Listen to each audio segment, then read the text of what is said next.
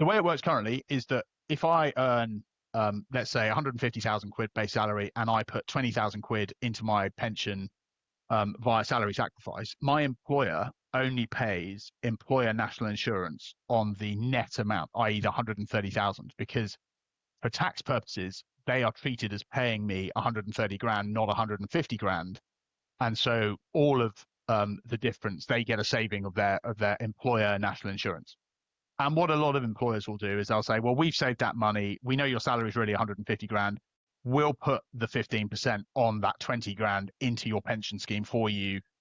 It hasn't cost us any more as an employer, but you're now getting a benefit into your pension.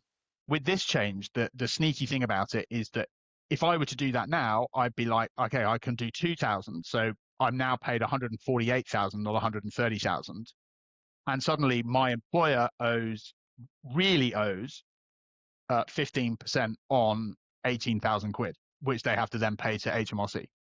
So you would expect that what employers will naturally do is they'll say, well, we were hit with a 1.2% rise in employer national insurance this time last year. We're now being effectively hit again. Well, I'm just not going to give it to you as the employee.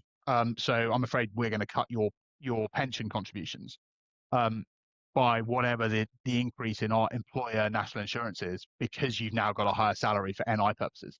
And it's also worth noting that whilst in the example we're using, you're above the upper earnings limit, so national insurance for the employee is only 2%, it is still 2% on, in my example, 18,000 quid that will cost the employee in terms of what their actual take-home pay is versus having made the whole thing via salary sacrifice.